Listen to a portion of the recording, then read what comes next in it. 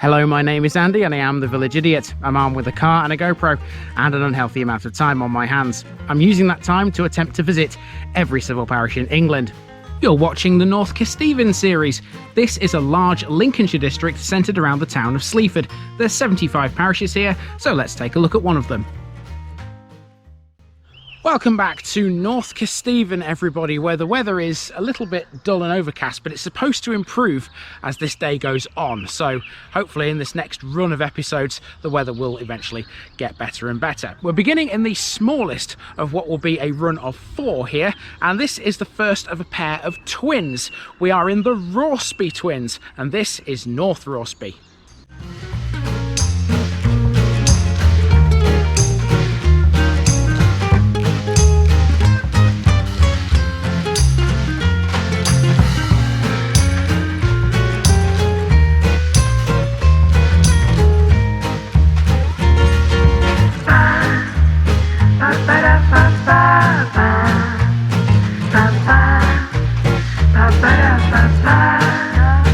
The North Kesteven series is sponsored by Gainsborough Cycles 01427 617 752. For all your cycling needs, this is your one-stop shop located at 20 Rauceby Road, Gainsborough, or online at gainsboroughcycles.com. There's a link in the description. Gainsborough Cycles, ask for Trevor Halstead. Here's my disclaimer for people who may be watching me for the first time. I say things as I would in my native accent and dialect. As a result, I may not pronounce things in the same way as the locals do. Remember, I'm a visitor. It's impossible to know everything. Leave me a comment, spin me a like, and bash that subscribe button. Let's get to today's parish video.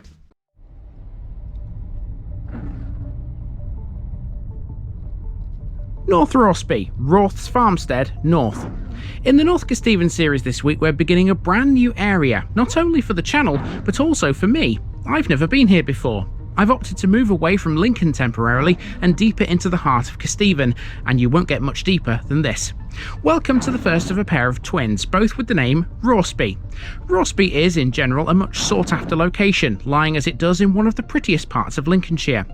The beautiful community that it is made up of 2 villages, north and south.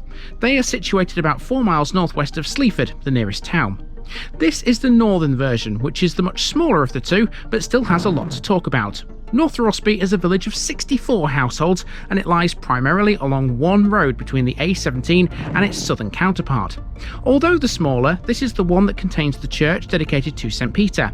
It also has the school, but technically that straddles the boundary between the two. However, North Rauceby can still claim the greater part. The North's most well-known feature is the RAF Cranwell Heritage and Aviation Museum at Heath Farm, and the village also has a wartime crash memorial on Church Lane. So consider this part 1 of a 2-part series. Let's go walking.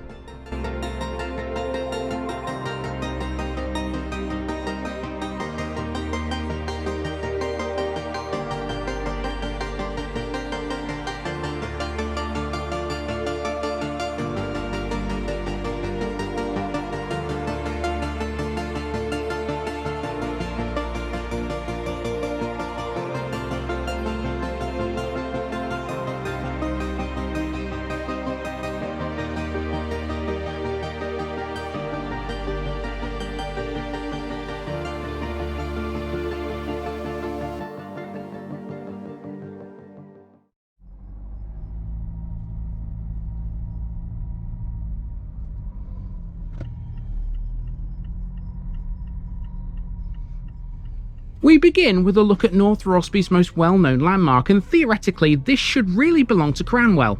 This is the RAF Cranwell Aviation Heritage Museum at Heath Farm. It's located just inside the boundaries of North Rauceby, about half a mile south of the RAF base itself. Cranwell is perhaps the most famous airbase in RAF history. Here you can discover its fascinating story from the days when it was a Royal Naval Air Service base through to the present day. The museum includes some interactive exhibits such as a jet provost flight simulator, allowing you to physically experience life in the RAF. The courtyard area within the museum also has several jet provost aircraft on display, perfect for the avid aviation enthusiast. I won't go into too much more detail about the airbase here because there will be an actual episode that covers it. There'll be more on RAF Cranwell in the forthcoming Cranwell, Bronswell and Bayard Sleep episode very soon. Let's go to North Rosby Village.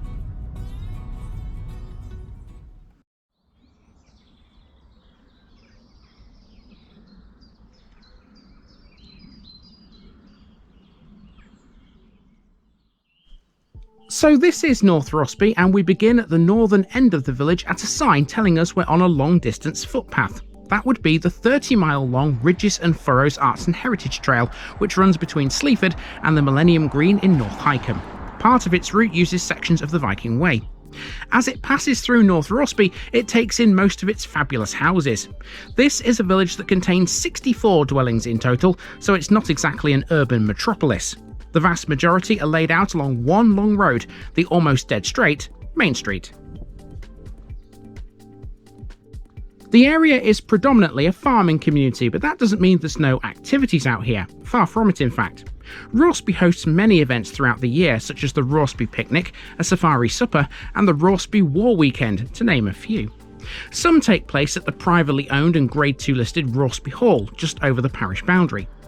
In terms of listed buildings, North Rauceby has 9 of its own.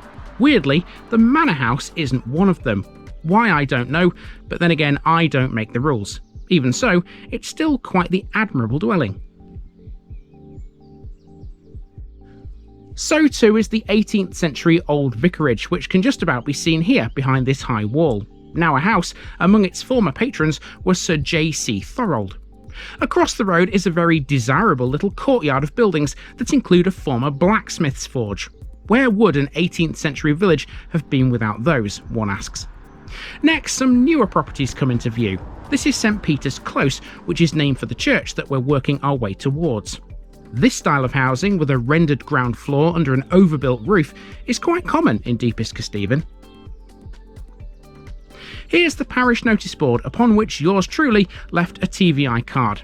Tick off North Rauceby, folks. It's officially in the books. Okay, so we're about halfway down the main street. That gives you an idea of how small North Rauceby is.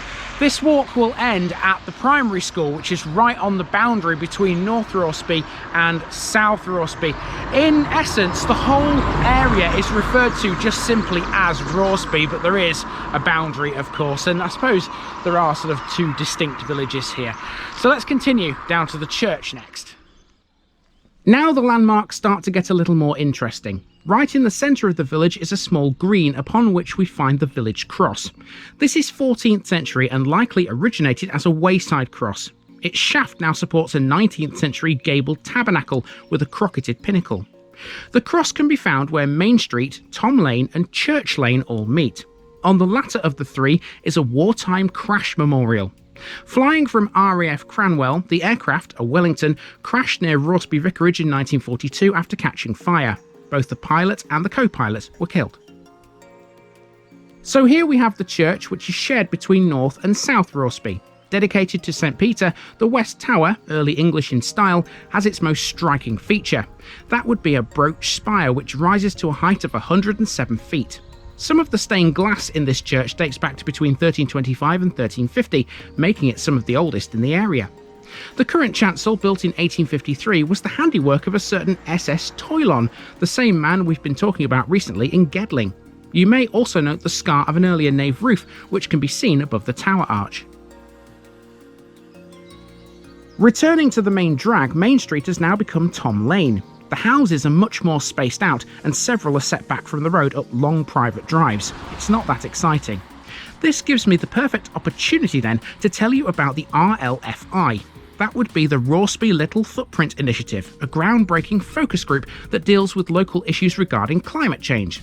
Using the ideas of the locals, it develops models that not only benefit Rauceby, but also many other communities both near and far. Their website is linked below. Have yourself a read. And so we come to the final landmark on the walk before North Rauceby becomes South. Straddling the border between the two is Rauceby Church of England School. Established in 1842, this welcomes children from a wide catchment area of local villages as well as from Sleaford. This makes a bit of sense. Deepest Kesteven is a sparsely populated part of Lincolnshire and schools aren't to be found at every turn. The building is neo-Tudor, a style common to South Rauceby after the hall had been completed. It seems from records that most teachers actually lived here until the 1870s. And like I said earlier, this school is right on the boundary with South Rosby. In fact, you can see the South Rosby sign over there. So that's how close it is to the next village in this series. For me though, it's a walk back to the car and then a drive through to get to South Rosby. I'll see you there next week. That's going to do us for part 1 of this 2-part mini-series. Be sure to join me in the second part, where we'll be exploring Rosby's southern version. As well as Rosby Hall, it has an old mill, a pub, and the main communal building, so you could say there's lots to look forward to. See you there in a short while.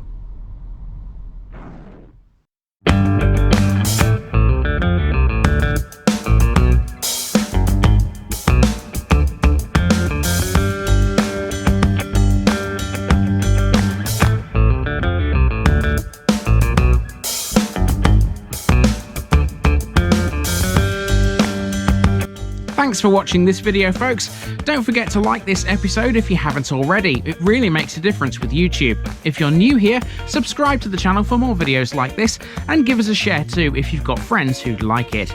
You can find all the links to my social media accounts below, as well as my Buy Me a Coffee page where you can donate to the channel. Also, if you've enjoyed this episode, have a look at some more videos in this series. Until next time, I've been Andy, also known as the Village Idiot, and I'm out.